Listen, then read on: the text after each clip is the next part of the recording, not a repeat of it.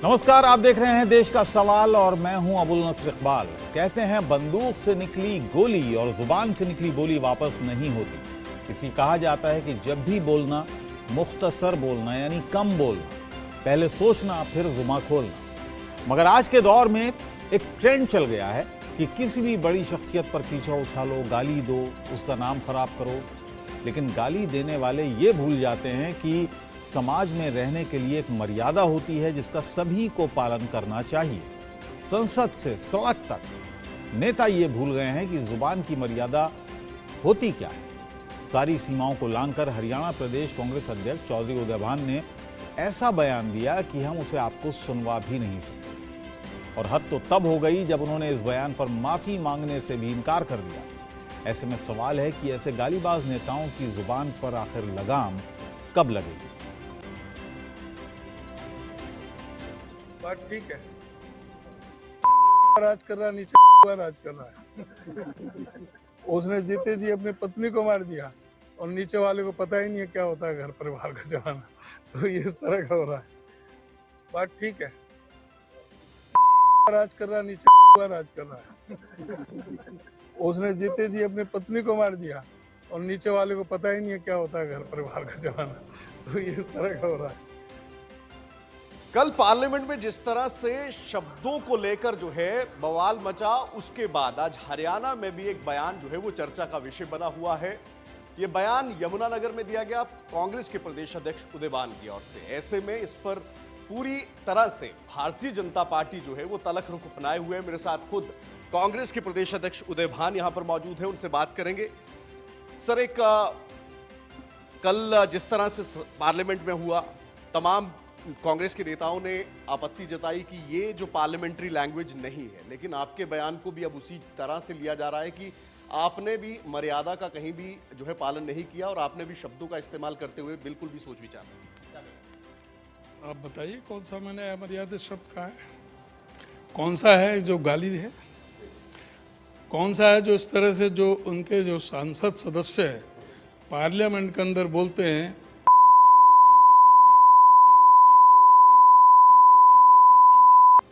किस तरह की भाषा इस्तेमाल करते हैं, वो हमें भाषा का मर्यादा सिखाएंगे?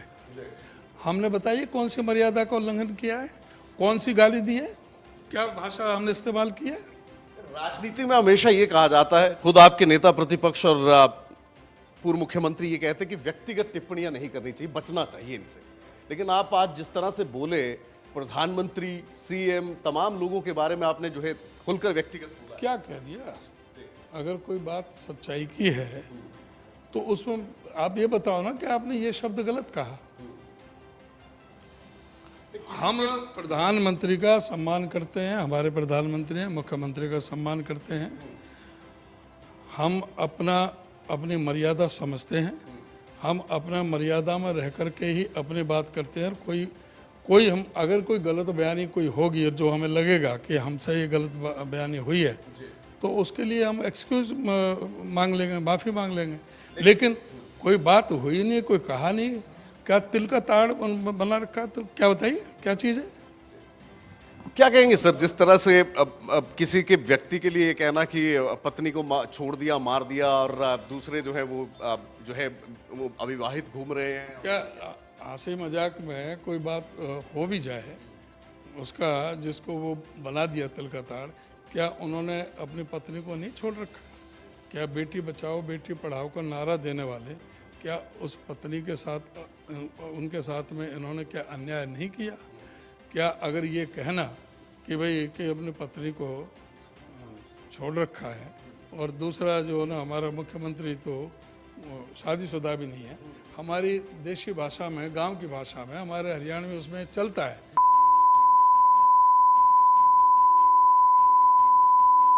तो वो एक हंसी मजाक में, ट्विस्ट में वो बात कहा गया। उसमें भी कोई गाली नहीं थी, कोई दुर्भावना नहीं थी किसी तरह की। जैसे कि वो आई थी बेटी बचाओ बेटी पढ़ाओ की, वो बात निकल गई मुँह से। तो उसमें ऐसा तो कुछ नहीं है कि जो इतनी बात हो कि जिसका तो बतंगड़ बना दिया जाए।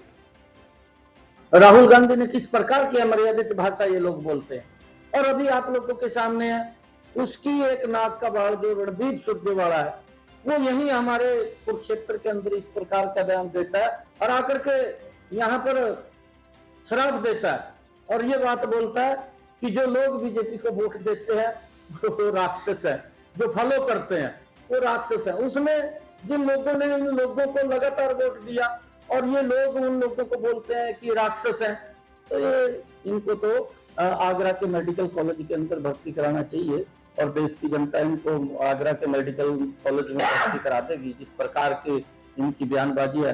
और उदयभान साहब को तो मैं ये कहना चाहूंगा कि आप कांग्रेस के इस पद के ऊपर बैठे हैं, आप इस प्रकार की अगर भाषा बोल रहे हैं, उदयभान साहब आपने जो कहा अपने माफी मांगनी चाहिए। लगता हो कि कांग्रेस के नेताओं की सोच इससे साबित होती है कि उनकी सोच व्यक्तियों के प्रति क्या है, महिलाओं के प्रति क्या है। इस तरह की शब्दावली का इस्तेमाल करना और वो भी प्रदेश अध्यक्ष स्तर के एक व्यक्ति द्वारा, ये निंदनीय है। चलिए देश के सवाल पर आते हैं। हम यही पूछ रहे हैं कि क्या प्रधानमंत्री मोदी के विरोध में गाली वाली भाषा बोली जाएगी? दानिश अली पर कांग्रेस हाय हाय कर रही है, लेकिन उदय भान पर इधर उधर की बात कर रही है। विधूड़ी पर एक्शन की बात हो रही है, लेकिन उदय भान पर अभी तक किसी ने कोई कुछ नहीं कहा, सब मौन है। पीएम सीएम को गाली पर कांग्रेस के दिग्गज क्या एक्शन लेंगे? रमेश विधूड़ी पर राजनाथ सिंह ने हालांकि खेद जताया। अब राहुल सोनिया की बारी है कि क्या वो भी खेद जताएंगे या वो उदयभान चौधरी से कहेंगे कि वो अपने जो भी उन्होंने बयान दिया है उस पर माफ़ी मांगें या खेद जताएं। तमाम सवाल हैं जिस पर चर्चा करेंगे। हमारे साथ खास मेहमान हैं मनोज यादव साहब हमारे साथ हैं, प्रवक्ता हैं भारतीय जनता पार्टी के। राजू वाघमारे हमारे साथ होंगे, प्रवक्ता कांग्रेस के। अब्बास हैदर प्रवक्ता हैं समाजवादी पार्टी के, और पवन शर्मा हमारे साथ प्रवक्ता आम आदमी पार्टी के। इसके अलावा मोहम्मद अफसर हमारे साथ मेरे सहयोगी कांग्रेस हेडक्वार्टर से लाइव जुड़ेंगे, और ऋषि भारद्वाज उदय भान चौधरी के घर से हमारे साथ लाइव जुड़े हुए हैं। राजू वाघमारे जी, रमेश विधूड़ी का बयान और उस पर किस तरह की हाय तौबा कांग्रेस पार्टी की तरफ से हुई। राहुल गांधी मिलने पहुंच गए, दानिश अली से सांत्वना दी, हम आपके साथ हैं ये उन्होंने कहा। लेकिन उदय भान ने जो बयान दिया है उस पर अभी तक कोई कमेंट, किसी तरह का बयान कांग्रेस पार्टी की तरफ से, आला कमान की तरफ से नहीं आया है। वजह क्या है? सबसे पहली बात यह है कि विधूड़ी साहब ने जो बयानबाजी की, वो बयानबाजी संसद के अंदर की सबसे पहली बात वो है। ठीक है, दूसरी बात, तो संसद से बाहर कुछ भी कह सकते हैं? नहीं, मेरी अभी या तो आप बात कीजिए या तो नहीं बोलिए, आप बेशक बोलिए, बेशक बोलिए। आप आपके सवाल पूछ सकते हैं, मेरी बात पूरी होने के बाद आपके हर सवाल का मैं जवाब दूंगा। ठीक है। सबसे पहली बात है कि संसद के अंदर आप मेंबर ऑफ पार्लियामेंट है, आप संसद के अंदर जो बातें कर रहे हैं वो बातें जो विधूड़ी साहब ने की, वो अली साहब के खिलाफ जो बातें की, वो उनकी कम्युनिटी को देख के बातें की, उनकी कम्युनिटी के बारे में बात की। समस्त मुस्लिम समुदाय के प्रति व्यक्त हुआ बीजेपी का जो पूरी तरह से अंगार है, उनका जो पूरी तरह से गुस्सा है जी, उनका जो पूरी तरह से जो वितुष्टीकरण है, उसका प्रतीक उन्होंने संसद में किया। क्योंकि जो संसद इस लोकतंत्र की जननी है, जिस संसद में लोकतंत्र को पढ़ाया जाता है, लोकतंत्र का पालन किया जाता है, ठीक है। अगर उसी संसद के अंदर आप इस तरीके की बयानबाजी करते हैं तो ये पूरी तरह से एक नैरेटिव सेट करने की बात है जो बीजेपी करती है कि एक नैरेटिव किसी को बोलने को देने का, देखने का कि चलिए ठीक है, चलिए मान लेते हैं बहुत गलत बयान था। रमेश विधूड़ी का बहुत गलत बयान था, और पार्टी के कई नेताओं ने इस बात को माना भी था कि उन्होंने इस तरह का बयान नहीं देना चाहिए था। उदय भान के बयान पर कांग्रेस पार्टी का टेक क्या है, आपका टेक क्या है, चलिए ये बताइए। देखिए, उदय भान साहब ने जो कहा उसकी तुलना अगर विधूड़ी साहब के भाषण, मैं तुलना नहीं कर रहा हूं, मैं तुलना नहीं कर रहा हूं। हाँ, तो वो तो बहुत गलत है। रही बात उदय भान साहब ने जो कहा, उस कहने का जो आशय था वो दूसरे मामलों के प्रति जिस तरीके से उन्होंने आशय व्यक्त किया, उस आशय की तीव्रता थोड़ी ज्यादा थी, ये हम मानते हैं, और उस तीव्रता को वो कम करके बात कर सकते थे। लेकिन जो कभी भी ऐसा होता है कि जब भी भाजपा के किसी घटना का उल्लेख होता है या बीजेपी के कोई सांसद या बीजेपी के नेताओं की बातों का जिक्र किया जाता है जी। कि वो कितने निचले स्तर पे है, उसी वक्त भाजपा यही तरीके का नहीं, मेरे सवाल का जवाब आपने करती नहीं है। दिया। मेरे सवाल का आपने जवाब नहीं हेलो, दिया। मेरे सवाल का आपने जवाब नहीं दिया। सही था बयान या गलत था? बयान सही था या गलत था, मैंने ये पूछा था। चलिए मैं आऊंगा आपके पास। मनोज यादव जी के पास चलते हैं, भारतीय जनता पार्टी के प्रवक्ता हैं। मनोज यादव जी, बार बार ये बात कही जा रही है कि मनोज यादव, भारतीय जनता पार्टी अपने नेताओं के बयानों को नहीं देखती, वो कितना किस तरह का जहर उगलते हैं वो नहीं देखा जाता है, और जैसे ही कोई कांग्रेस पार्टी या विपक्ष का नेता कोई भी बयान देता है तो तमाम लोग घिर जाते हैं और सोशल मीडिया पर एक ट्रोल आर्मी लग जाती है उसके पीछे। इंटरनेट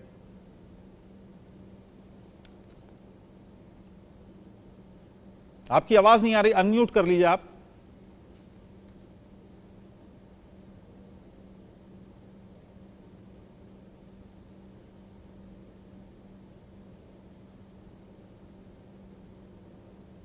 जी आपकी आवाज नहीं मिल पा रही है मनोज जी। चलिए मैं आपके पास आऊंगा, जो भी टेक्निकल प्रॉब्लम है वो उसको हम सही करते हैं।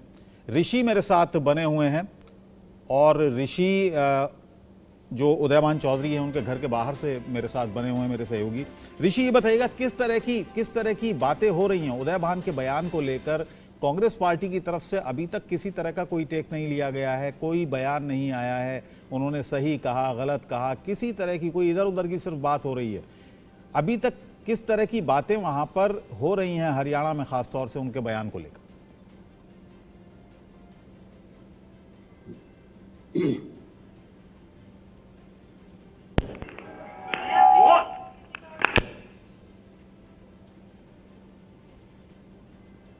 ऋषि आपकी आवाज मुझे नहीं मिल पा रही है।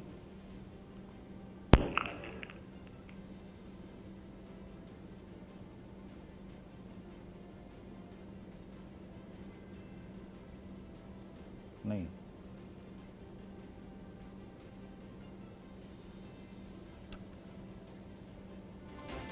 नहीं आपकी आवाज नहीं मिल पा रही। चलिए मैं आपके पास आऊंगा। पवन शर्मा हमारे साथ आम आदमी पार्टी से जुड़ गए हैं। पवन जी ये बताइएगा कि जिस तरह की भाषा का इस्तेमाल हो रहा है राजनीति में, साथ काम करने वाले, कंधे से कंधा मिलाकर काम करने वाले, और इस तरह की भाषा एक दूसरे के प्रति अपनाएं, हालांकि ये कोई नई बात नहीं है, पहले भी इस तरह की बहुत सारी घटनाएं होती रही हैं, लेकिन आखिर ये होती क्यों है? खासतौर से तब जब चुनाव नजदीक आता है, क्यों आपे से बाहर हो जाते हैं नेता?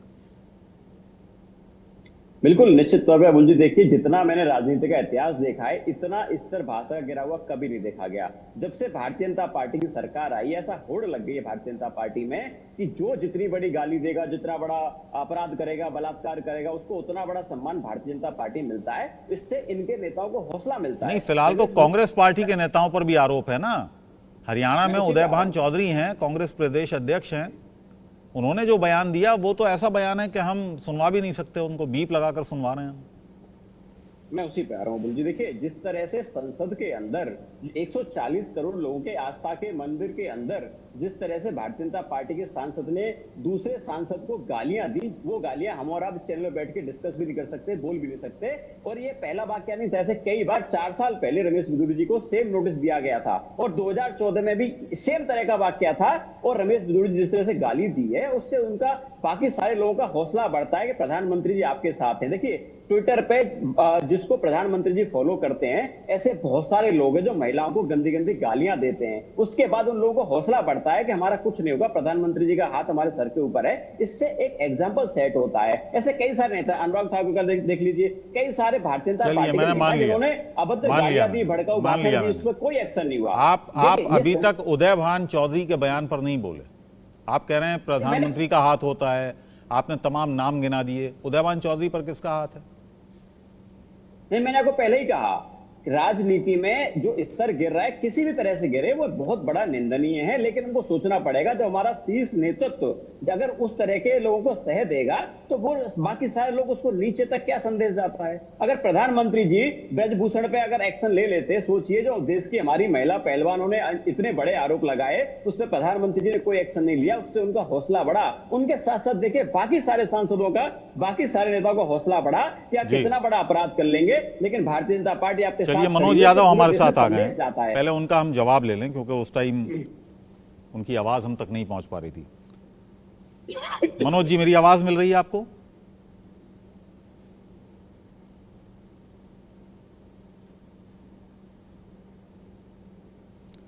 चलिए, मोहम्मद अफसर इस वक्त मेरे साथ हैं कांग्रेस मुख्यालय से। अफसर, ये बताइएगा कि अभी तक कोई बयान कांग्रेस पार्टी की तरफ से उदय भान पर नहीं आया है?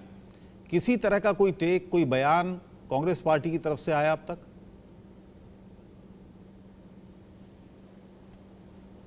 बात है कि जब दानिश अली पर हमला हुआ था, जब दानिश अली के खिलाफ बोला गया था, तो यकीनन वो गलत था और कांग्रेस भी एक्टिव हो गई थी, राहुल गांधी उसके घर चले गए थे। लेकिन अब जो बात है, क्योंकि उदय भान ने इतनी बड़ी बात बोल दी है, एक दिन पूरा बीत गया है, लेकिन अभी तक कांग्रेस पार्टी की तरफ से कोई बयान नहीं आया है, कोई नोटिस नहीं दिया गया है। क्योंकि लगातार अगर हम देखें कि कहीं भी बयानबाजी होती है और नेगेटिव बयानबाजी होती है, आपत्तिजनक बोले जाते हैं, तो कम से कम उस पार्टी की तरफ से किसी को तो बोलना चाहिए। लेकिन कांग्रेस की तरफ से अभी तक किसी ने नहीं बोला, बल्कि हमने खुद अभी सुना कि जो भी कांग्रेस के लोग हैं, नेता हैं, वो उनको बचाने के लिए दूसरे से कंपेयर करना शुरू कर देते हैं। अगर हम ये कहें कि एक चोर है, एक डाकू है, तो क्या चोर को सही साबित करने के लिए हम डाकू की गिनती थोड़े ना गिनाएंगे? ठीक है, कि मोहम्मद अफसर, मैं आऊंगा आपके पास। मनोज यादव जी से हमारा संपर्क नहीं हो पा रहा था, वो जुड़ गए हमारे साथ। मनोज जी, अपनी बात रखिएगा, सवाल आपके पास पहुंच गया होगा मेरा। देखिए, कबीरदास जी ने कहा है कि ऐसी वाणी बोलिए मन का आपा न कोय, ओरन को शीतल करे आपो शीतल हो। सभ्य समाज में और एक लोकतांत्रिक व्यवस्था में, लोकतंत्र के अंदर किसी भी इस तरह की शब्दावली का ना कोई स्थान है, ना इस तरह के शब्दों का कोई स्थान होना चाहिए, मुझे लगता है।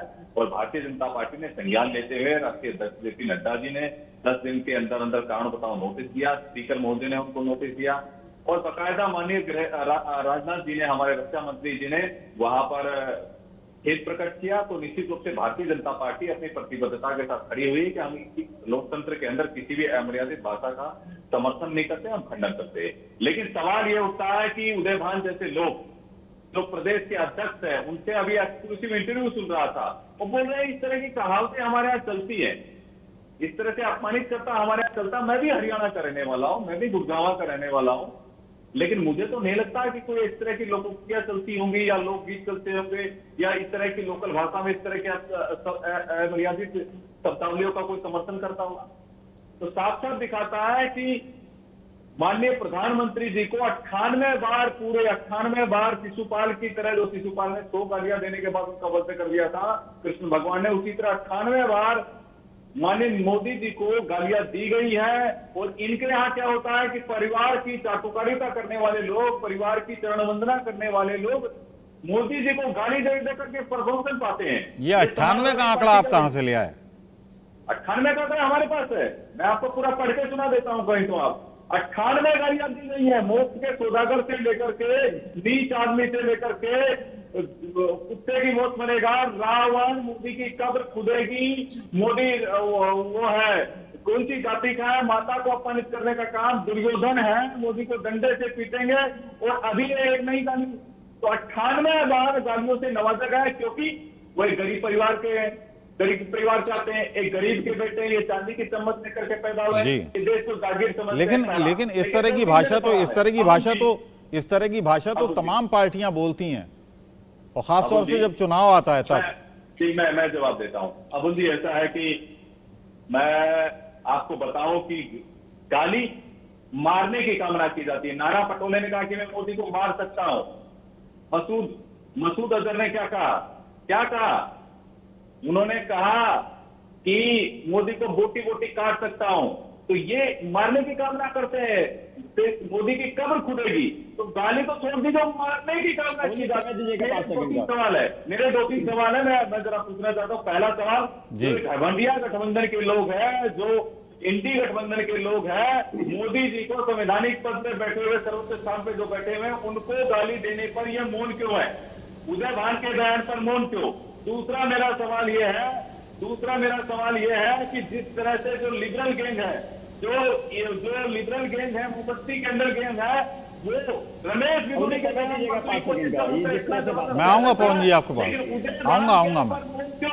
उदय भान के ठीक है, मैं अब्बास हैदर साहब का टेक ले लेता हूं। अब्बास जी, जैसा कि कहा मनोज यादव जी ने कि इंडिया गठबंधन खामोश है, पूरा, सिर्फ कांग्रेस खामोश नहीं है, पूरा का पूरा इंडिया गठबंधन खामोश है, इधर उधर की बात कर रहा है।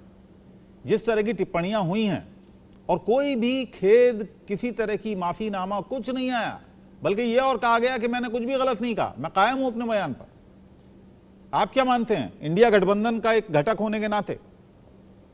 देखिए अब्दुल साहब, जहां तक अमर्यादित बयानों का सवाल है तो मुझे लगता है कई बार तंज करने के मामले में लोग इस हद तक बढ़ जाते हैं कि वो अमर्यादित टिप्पणी हो जाती है। मुझे लगता है सार्वजनिक जीवन में ऐसी अमर्यादित टिप्पणी स्वीकार नहीं, लेकिन हमें फर्क समझना होगा कि अमर्यादित टिप्पणी और तंज और यहाँ पे धमकी और दुर्भावना में क्या फर्क है। अगर आप ये बयान देखें तो मुझे लगता है जो बात कही गई है निश्चित रूप से वो स्वीकार्य नहीं है, लेकिन वो एक तंज के रूप में उन्होंने कही। वहीं दूसरी ओर रमेश बिधूड़ी जो संसद के पटल पे खड़े होकर के एक सांसद को धमकी देते हैं और उसको जाति धर्म सूचक शब्द कह करके उनको पुकारते हैं, और उसके बाद उन्हें कहते हैं बाहर हम आपको देख लेंगे, और उनके खिलाफ क्या कार्रवाई होती हमने भी देखा, आपने भी देखा। ये एक दो उदाहरण नहीं है, बहुत लंबी लिस्ट है भारतीय जनता पार्टी के नेताओं के इस प्रकार से सत्ता संरक्षण में खड़े होकर के ऐसे घटिया मानसिकता के बयान देने। क्यों ना समझे इंडिया गठबंधन या इंडिया की जनता कि ये भारतीय जनता पार्टी की राय नहीं है, भारतीय जनता पार्टी के विचार नहीं है। ये एक दो उदाहरण नहीं है। खुद प्रधानमंत्री जी ने एक समुदाय की तुलना कुत्ते के पिल्ले से करी थी। क्या हम लोगों को नहीं याद है? क्या हम लोगों को नहीं याद है उत्तर प्रदेश के मुख्यमंत्री ने किस किस तरह के जहरीले बोल नहीं बोले हैं? क्या हमको नहीं याद है कि भारतीय जनता पार्टी के उत्तर प्रदेश के मंत्री थे, उन्होंने वो मजदूर जो पैदल आ रहे थे कोविड के समय में महाराष्ट्र, गुजरात से उत्तर प्रदेश, उनकी चोर उचक्कों से तुलना कर रहे थे? किस प्रकार से इन्होंने राष्ट्र ध्वज तक को नहीं छोड़ा। ईश्वरप्पा तो भारतीय जनता पार्टी के नेता है कर्नाटक, उन्होंने राष्ट्र ध्वज का अपमान किया। ठीक है अब्बास, ठीक है, पार्टी की सोच है ये भारतीय जनता पार्टी। मैं मनोज जी आऊंगा आपके पास, कुछ सवाल आपसे पवन शर्मा जी पूछना चाह रहे थे, पहले उनका सवाल ले लेते हैं। पवन जी बताइए। देखिए अबुल जी, मैं ये जानना चाह रहा था कि बाबा साहब अम्बेडकर के लिखे संविधान को हम एक पवित्र एक धर्म मानते हैं, उसको प्रधानमंत्री जी ने इंडिया शब्द को गाली दी। सोचिए, इंडिया को घमंडिया का, ईस्ट इंडिया कंपनी से कंपेयर किया, आतंकवादी संगठन से कंपेयर किया। मुझे लगता है कि प्रधानमंत्री जी को हमारे संविधान को और बाबा साहब अम्बेडकर को इस तरह से गाली नहीं देनी चाहिए थी, क्योंकि वो प्रधानमंत्री पद पे है। वो गठबंधन की बात थी, अब आप बड़ा राजनीतिक बयान दे रहे हैं पवन जी। नहीं, उन्होंने इंडिया गठबंधन को अगर घमंडिया कहा तो इसमें इंडिया को गाली कहां से हो गई? आप पूरा कहा इंडिया नहीं घमंडिया है। सोचिए इस तरह ठीक है, वो इंडिया गठबंधन पर था ना। संविधान के आर्टिकल 1 में लिखा हुआ है इंडिया इक्वल टू भारत। सोचिए उसको प्रधानमंत्री ने गाली दी, उनके नेता उसको फॉलो करेंगे। किस तरह की भाषा का इस्तेमाल करते हैं प्रधानमंत्री? संसद के अंदर का जर्सी गाय, कांग्रेस की विधवा, तो बहुत सारे शब्द है कि मैं आपके चैनल पर बैठ के उन शब्दों का उच्चारण नहीं कर सकता, वो थोड़े अनुचित हैं, लेकिन संसद के अंदर कहे गए। इन्होंने कहा कि ठीक है, मनोज जी को बोलने दीजिए। बाकी लोगों ने माफी मांगी, लेकिन सोचिए 4 साल पहले भी नोटिस दिया गया था रमेश बिधूड़ी को, उस नोटिस का क्या हुआ? ये सब इनके सब छुपाने की बातें हैं। उस सांसद को सस्पेंड करना चाहिए था, जवाब देने, मिसाल पेश करनी चाहिए थी। जवाब देने दीजिए मनोज जी। देखिए, ऐसा है, भारतीय जनता पार्टी जो कहती है वो करके दिखाती है। और मैं एक बार और आपको आश्वस्त कर देता हूं कि हमारे यहाँ किसी की पदोन्नति नहीं होने वाली है। किसी को पदोन्नति नहीं दी जाती है कि गाली दे करके पदोन्नति पाना, एक परिवार की चाटुकारिता करना, चरमवंदना करके पदोन्नति नहीं दी जाती है। लेकिन मैं इंडी गठबंधन के बारे में जरूर कहूंगा कि क्या कहते हैं ना, बाना पहने सिंह का चले भेड़ की चाल। पदोन्नति का एक ही रास्ता है, क्या बदतमीजी करें, लोगों को अपमानित करें, ऐसे बयान दे तभी पदोन्नति। पहले उनकी बात पूरी होने दीजिए। नाम मैं दे सकता हूँ आपको, पदोन्नति जिनकी पदोन्नति का सिर्फ एक ही रास्ता रहा है, भारतीय जनता पार्टी की यही तो सोच है। और अगर आपकी पदोन्नति का ये रास्ता नहीं है तो आप स्पष्ट करिए ना। बात पूरी होने दीजिए, बात पूरी होने दीजिए। अब्बास हैदर, सदन का सदस्य होना चाहिए। अब्बास हैदर, जो ये बात मानता पूरी होने है कि दीजिए। एक समुदाय विशेष आतंकवादी है, जो व्यक्ति ये मानता है कि आप बाहर चल के शांत रहिए, शांत रहिए, पहले बात पूरी होने दीजिए। अब्बास हैदर साहब, अब्बास हैदर साहब, अब्बास हैदर साहब, पूर्व मंत्री बैठ अब्बास हैदर, थोड़ा सा पहले सुन लीजिए, पहले बात पूरी होने दीजिए। मनोज बोलिए। देखिए, एनडी गठबंधन के बारे में मैं स्पष्ट कर दूं, पीएम साहब ने कहा कि बाना पहने सिंह का, चले भेड़ की चाल, बोली बोले सियार की, कुत्ता खावे पाल। तो शेर की खाल ओढ़ लेने से ना कोई शेर नहीं बन जाता है, गीदड़ ही रहता है, ध्यान रखिएगा। इसलिए इंडिया नाम रख लेने से आपका चरित्र नहीं बदल जाएगा। तुष्टिकरण, परिवारवाद और भ्रष्टाचार, क्या तरीका है ये? बोलने दो दीजिए, पहले पूरी बात सुन तो लीजिए। अब्बास हैदर साहब, पवन शर्मा जी, देखिए राजू वाघमारे जी अपनी बारी का इंतजार कर रहे हैं बड़ी शांति से। राजू वाघमारे जी अपनी बारी का इंतजार कर रहे हैं बहुत शांति से। पहले पूरी बात सुन लीजिए जी। सभ्य भाषा नहीं होती है जी, इनसे एक बार बोलिए। सभ्य भाषा नहीं है, कैसी बात है? नहीं, अभी समय है, बहुत है, लाइए। मनोज जी पहले अपनी बात पूरी कर लीजिए। पवन जी शांत रहिए। पवन जी पहले शांत रहिए। कहां से आप लाते हैं, कम से कम उनको डिबेट करना तो सिखा दीजिए, नहीं तो एक शब्द नहीं मैं बोलने दूंगा उनको। जो वो बोलेंगे तो उनकी बारे में घुस करके बोलूंगा मैं। अरे भाई, ना उनकी बात विषय जाएगा, नहीं विषय नहीं जाएगा। अरे आपने क्या बोला है? अरे मोदी जी को गरीब परिवार से जवाब क्या दिया बताइए। अब मैंने आपसे सवाल किया था कि आपने रमेश सिसोदिया पे क्या कार्रवाई करी, बताइए। 4 साल पहले नोटिस दिया गया था, उसमें क्या कार्रवाई हुई? काम किया, एक गरीब परिवार के बेटे को किस तरह से अपमानित किया गया है, उसको आप कौन धारण कर लेते हैं? मोदी के कब्र खुदाई का संदेश धारण कर लेते हैं। ये आपका चरित्र है, ये आपका चरित्र है, ये आपका चरित्र है कि गरीब परिवार के बेटे को किस तरह से अपमानित करने का काम करते हैं, बार अपमानित करते हैं, नीच बोलते हैं, मोदी तेरी कब्र खुदाएगी और उसके बाद में पदोन्नति उसको दी जाती है। ये आपका सारा चरित्र है, ये सारा चरित्र है, ये सारा चरित्र है। शर्म आनी चाहिए आपको, शर्म आनी चाहिए। मोदी जी को जो 18 बार गालियां दी गई है, एक गरीब परिवार के बेटों को गाली दी गई है, उस पर मौन धारण कर लेते हैं। आप दिलों में छुप जाते हैं, दिलों में जाकर के छुप जाते हैं। मनोज जी, पवन शर्मा जी, ऐसे किसी की बात समझ में नहीं आएगी, ऐसे किसी की भी बात समझ में नहीं आएगी, ना जनता समझ पाएगी। मेरी समझ में नहीं आ रही है आप क्या बोल रहे हैं। आप अगर डिबेट का डेकोरम मेंटेन नहीं कर सकते तो बीजेपी के प्रवक्ता मत बुलाइए। धन्यवाद, मैं निकल जाऊंगा। बताइए, आप बोलिए। जवाब है नहीं आपके पास भाई? नहीं, ये क्या तरीका है? गालीबाज लोगों को आप बैठा लेते हैं, सड़क छाप लोगों को आप बैठा लेते हैं, सड़क छाप जो भाषा का प्रयोग करते हैं उनको बैठा लेते हैं, सड़क छाप जो। चलिए आप अपनी बात पूरी करिए। देखिए सुनिए मनोज जी, किसी की राजनीतिक हैसियत पर सवाल मत उठाइएगा। वो भी हमारे लिए सम्मानीय है, आप भी सम्मानीय हैं। आप अपनी बात पूरी कीजिएगा। देखिए, बात कैसे पूरी करेंगे आप? ये गालीबाज लोग तो बीच में घुस जाते हैं, ये यहाँ पर गाली देने बैठ जाते हैं, या भद्र भाषा का प्रयोग करते हैं, सड़क छाप भाषा का प्रयोग करते हैं। तो जरा बताइए विषय कैसे जाएगा? नहीं, क्या सड़क छाप बात? इनके बीच में नहीं, मैं इनके बीच में घुसा क्या? चलिए पवन शर्मा जी मैं पूरा मौका दूंगा आपको पूरा मौका दूंगा, पहले उनको सुन लीजिए। अभिव्यक्ति की आजादी नहीं है, अरे अभिव्यक्ति की आजादी नहीं है, हमको बोलने का मौका नहीं दे रहे हैं। चलिए बोलिए, अब इधर उधर की बात मत करिए, बोलिए ना, आप मुद्दे पर रहिए, बोलिए मनोज जी बोलिए। मेरा यही स्पष्ट मानना है कि अगर ये लोग इंडी गठबंधन इंडिया का नाम लेकर के अगर ये कहना चाहते हैं कि हम इंडिया हो गए, तो नाम ले लेने से, नाम रख लेने से कोई इंडिया नहीं हो जाता। परिवारवाद, तुष्टीकरण और भ्रष्टाचार का जो आप आकंठ लोग डूबे हुए थे, वो चाल चढ़ा चरित्र और आपका डीएनए बदलने वाला नहीं है। लेकिन मेरा सवाल यह है कि मोदी जी को 98 बार गाली दी जाती है, बोटी काटने की बात की जाती है, उनको प्रमोशन दिया जाता है, मोदी जी को रावण बोला जाता है, मोदी जी के कब्र खोदने की बात की जाती है, पीटने की बात की जाती है। जी राजू वाघमारे जी काफी देर से शांत हैं। ये दोगले ठीक है। मुंह बंद करके क्यों बैठे रहते हैं? ठीक है मनोज जी। दोगले लोग बिलों में क्यों छुप जाते हैं? बात करें। आज ठीक है। आकर के बोल रहे हैं कि देखिए, ठीक है मनोज जी। भगवान को अभी तक उदय बात करें क्या अभी? नोटिस क्यों नहीं दिया? चलिए मनोज जी आपकी बात पूरी हो गई। राजू वाघमारे जी काफी देर से अपनी बारी का इंतजार कर रहे हैं। उन्होंने खंडन क्यों नहीं ठीक है, किया? शांत रहिए। राजू वाघमारे जी बात बताइए। करें? जी बताएं।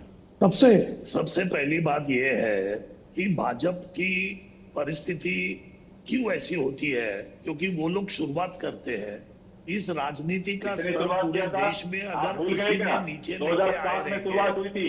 श्रीमती सोनिया अभी गांधी मुझे ने मोदी जी को मौत का सौदागर बोला था। मैं आपको तथ्य झूठ बोल के नहीं जा सकते आप, मैं आपको करेक्ट करूंगा। आप झूठ बोल के नहीं निकल सकते। 2007 में श्रीमती सोनिया गांधी जी ने पहली बार मोदी जी को अपमानित करने का काम किया, मौत का सौदागर बोला। ये पहली बात किसने की? चलिए श्रीमती सोनिया गांधी जी ने की थी। आप ये बात कह चुके हैं मनोज जी आप ये बात कह चुके हैं, बता चुके हैं। राजू जी बताइए। मुझे बताइए 2007 ठीक है आप अपनी बात रखिएगा, पहले उनकी बात पूरी होने दीजिए। मनोज जी आप भी वही काम कर रहे हैं जिसका आप आरोप लगा रहे थे आम आदमी पार्टी पर। झूठ नहीं बोलने देंगे सर। ठीक है चलिए राजू वाघमारे जी। हाँ तो आप काउंटर कीजिएगा ना उनको, आपको इसीलिए बुलाया है। राजू वाघमारे जी बताइए। सबसे पहली बात, भाजपा ने राजनीति का स्तर खास करके मोदी जी सत्ता पे आने के बाद अगर इस भारतीय राजनीति का स्तर नीचे कोई लेके आया रहेगा तो भाजपा के लोग ये क्यों लेके आए? भाजपा के नेता इस तरीके की बयानबाजी क्यों करते हैं? क्योंकि मोदी जी जिस तरीके से भाषा वापरते हैं, मोदी जी जिस तरीके से अपने नेताओं को संरक्षण देते हैं, चाहे वो कितना भी काम गलत करे, उनको जिस तरीके से भाजपा सम्मानित करता है, उसकी वजह से नेताओं का मनोबल बढ़ता है। किसको सम्मानित किया बताइए? देखिए किसको सम्मानित किया? मसूद अजहर को तो आपने राष्ट्रीय मंत्री तक बनाया, राज्यसभा तक उनको देने का काम किया। मुझे बताइए एक नेता का नाम बताइए जहां मोदी जी ने अमर्यादित भाषा बोलने के बाद उनको सम्मानित किया। एक बात बताइए, एक नेता का नाम बताइए, एक नेता का नाम बताइए, एक नेता का नाम बताइए। मोदी जी को दी गई है, मारने तक की कामना की गई है, उन्हें भान के ऊपर आप कौन दोहरा करेंगे? ज्ञान देने आ जाएंगे। ये दोहरा चरित्र नहीं चलेगा, ये दोहरा चरित्र नहीं चलेगा, ये दोहरा चरित्र नहीं चलेगा। मैं पूछता हूँ एक नेता का नाम बताइए, मैं शुरू के साथ पूछता हूँ, एक नेता का नाम बताइए। मैं पूछता हूँ टीवी चैनल के सामने नेशनल टेलीविजन पर बैठे हुए एक नेता का नाम बताइए। चलिए ठीक है मैं पूछ लेता हूँ मनोज जी मैं पूछ लेता हूँ। राजू वाघमारे जी, राजू जी कोई एक नेता का नाम पूछ रहे हैं जिसको प्रमोट किया गया हो, किसी इस तरह का उसने बयान दिया हो, कोई भड़काऊ बयान दिया हो, कोई जहरीला बयान दिया हो भारतीय जनता पार्टी में, हालांकि दिए हैं इस तरह के बयान, क्या उसको प्रमोट किया गया? ने भड़काऊ बयान दिया, उनको इन्होंने प्रमोट किया। ये मणिपुर में आज जो पूरी घटनाएं घड़ी, जो महिलाओं के खिलाफ इतने अत्याचार होने के बाद भी आपको राजस्थान में दिखाई देगा, राजस्थान की महिलाओं का आपको दिखाई नहीं देगी। उनके साथ बलात्कार किया जाता है, वो आपको बालिकाओं के साथ बलात्कार होता है, वो दिखाई नहीं देगा। जेल से बाहर महिला में भेद करने आप बैठ जाएंगे। इंडी गठबंधन का उनको सम्मानित करने का काम भाजपा ने किया। अभी इस तरीके का काम अगर भाजपा पार्टी करती है तो नेताओं का मनोबल बढ़ेगा। और अगर जो बयान उदयभान सिंह ने किया, उस बयान के जो शब्द है, वो शब्द का डिक्शनरी में अगर आप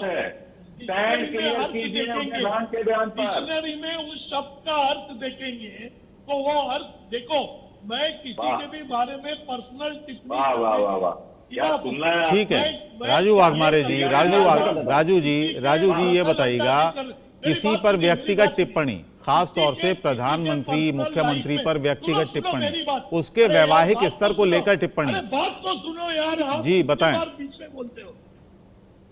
मैं किसी के भी बारे में पर्सनल टिप्पणी के खिलाफ, प्रधानमंत्री का गृहस्थी जीवन कैसा है, पार्टी का स्टैंड क्या है, वो उनका मामला है। आपकी पार्टी का स्टैंड क्या है इस पर? क्या है वो आपकी पार्टी ने इस पर कोई बयान जारी किया क्या? आपकी पार्टी ने कोई खंडन जारी किया क्या? आपके बड़े नेता ने कोई बयान जारी करके कहा कि ये निंदनीय बयान है, लोकतंत्र में इस तरह के बयानों की कोई जगह नहीं है? नहीं किया है। जिनने किया है तो यहाँ बैठकर बयान मत दीजिए। इसका मतलब आपकी उस बयान के प्रति, उदय भान के बयान के लिए आपकी मौन सहमति है। गृहस्थी जीवन को लागू होता है, उस शब्द का अर्थ प्रधानमंत्री जी के गृहस्थी जीवन को लागू होता है। आप उसका ख्याल कीजिए और किसी भी के गृहस्थी जीवन के ऊपर बात नहीं करना चाहिए। मानी चाहिए आप जैसे इंडी गठबंधन के घमंडिया गठबंधन के लोगों को, देश के चुने हुए प्रधानमंत्री को, एक ऐसे प्रधानमंत्री तो त्याग, तपस्या, पुरुषार्थ। ठीक है पवन जी, उसका ख्याल पवन जी, खेद प्रकट क्यों नहीं हो रहा है और इंडिया गठबंधन की तरफ से क्यों नहीं कहा जा रहा है कि हाँ इस तरह के बयान नहीं देने चाहिए थे, उदय भान चौधरी ने जो बयान दिया वो गलत था, क्यों नहीं कहा जा रहा है, ये बता दीजिए। एक मिनट राजू जी, मैं पवन जी से पूछ लूं, वो भी क्योंकि इंडिया गठबंधन में सभी पार्टी साथ में आके कुछ एजेंडे के ऊपर काम करती है, तो इंडिया गठबंधन पूरी तरह से हर नेताओं को गाइडलाइन तो नहीं दे सकता कि किसी के पर्सनल इसके ऊपर बात मत करो। चलिए ठीक है, क्या क्या बात करो। पवन जी जल्दी से बता दीजिए।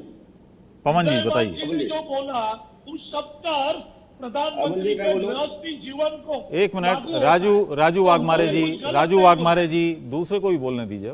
जी बोलिए पवन जी। अवल जी देखिए, मुझे दो चीजें संभावित लगती हैं कि या तो ये हो सकता है कि प्रधानमंत्री इतने कमजोर है कि ऐसे लोगों के खिलाफ में कोई एक्शन नहीं ले सकते, या हो सकता है कि प्रधानमंत्री का ही ये एक साजिश हो, उनका ही एक अपना प्लान हो। साजिश है जिस तरह से इन्होंने कोई काम देश का नहीं किया, 9 साल पहले इन्होंने वादे करके आए थे कि 15 लाख रुपए देंगे, 18 नहीं कैसी साजिश, कैसी साजिश, ऐसे तमाम सारे वादे थे। नहीं कैसी साजिश, अपने आप को गाली दिलवाने की साजिश, तो उनसे ध्यान नहीं कैसी साजिश बताइए ना, थोड़ा खुलासा कीजिएगा, मैं समझ नहीं पाया आपकी बात।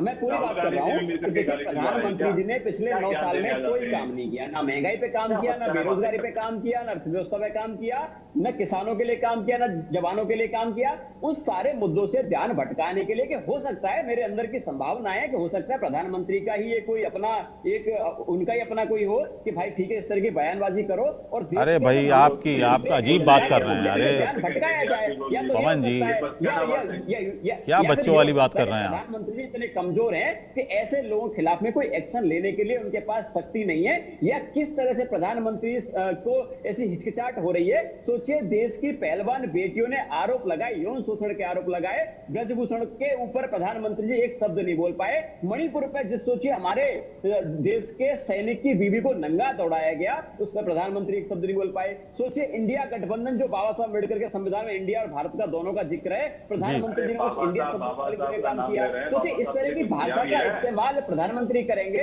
तो बाकी नेताओं से आप क्या उम्मीद करेंगे। चलिए बहुत बहुत धन्यवाद मनोज जी, बहुत बहुत शुक्रिया। पवन जी आपका भी बहुत बहुत शुक्रिया, बहुत बहुत धन्यवाद। समीर अब्बास साहब आपका भी बहुत बहुत शुक्रिया। राजू वाघमारे जी हमारे साथ बने हुए थे, कांग्रेस के प्रवक्ता, आपका भी बहुत बहुत शुक्रिया। तो कोई भी अपनी गलती मानने को फिलहाल तो तैयार नहीं है, क्योंकि चुनाव सर पर हैं। फिलहाल एक ट्रेंड, जो मैंने शुरुआत में कहा था कि एक ट्रेंड चल जाता है राजनीति में, और इस समय ट्रेंड चल रहा है एक दूसरे को गाली देने का, अपशब्द कहने का, अमर्यादित टिप्पणियां करने का।